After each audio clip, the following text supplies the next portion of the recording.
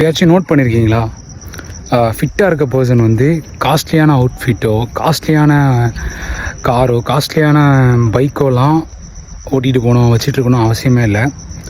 அவங்க ஃபிட்டாக இருந்தாலே காஸ்ட்லியாக தெரிவாங்க. ஆக்சுவலாக நான் அதை பர்சனலாக ஃபீல் பண்ணியிருக்கேன். நீங்கள் ஃபிட்டாக இல்லாமல் மற்ற இத்தனை மெட்டீரியல்ஸ்டிக்கான திங்ஸை வாங்கிட்டு அதை வியர் பண்ணிட்டோ அதை வச்சுட்டு போக சொல்லியோ அந்த மெட்டீரியல்ஸையோ அந்த ட்ரெஸ்ஸையோ தான் பார்ப்பாங்க. பட் அந்த பர்சனுக்கு பெருசாக ஒரு ஹைப் இருக்காது. பட் அதே பர்சன் ஃபிட்டாக ரேட்டு கம்மியாக இருக்க ட்ரெஸ் போட்டிருந்தாலுமே அவங்களோட வேல்யூ வந்து அவங்கள எல்லோரும் நோட் பண்ணுவாங்க. ஏன்னா அவங்க ஃபிட்டாக இருக்காங்க, மாதிரி ஒபீஸ்டாக இல்லை. பார்க்க ஃபிட்டாக இருக்கிறதே ஒரு மாதிரி காஸ்ட்லியான திங்ஸ்ன்னு சொல்லிட்டு நிறைய பேருக்கு தெரிய மாட்டேங்குது. நான் வந்து ஃபிட்டாக இருக்கிறதுக்கு முன்னாடி ஓகே காஸ்ட்லியான ட்ரெஸ் போட்டால் தான் வந்து நம்ம நல்லா தெரியும்னாலாம் எனக்கு மைண்ட் செட் இருந்துச்சு. ஆனால் எப்போ நான் ஃபிட் ஆனனோ ரொம்ப கம்மியான ரேட்டில் ஒரு ட்ரெஸ்ஸை ஃபிட்டாக போட்டாலுமே சூப்பராக தெரியுது.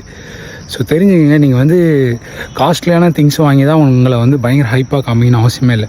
நீங்கள் ஃபிட்டாக இருந்துட்டு ஒரு சுமாரான ரொம்ப பிலோ ஆவரேஜான ட்ரெஸ் போட்டு அதுக்கேற்ற ட்ரெஸ்ஸிங் கோடெல்லாம் போட்டு போனாலே நீங்கள் சூப்பராக தெரிவிங்க. Get in shape.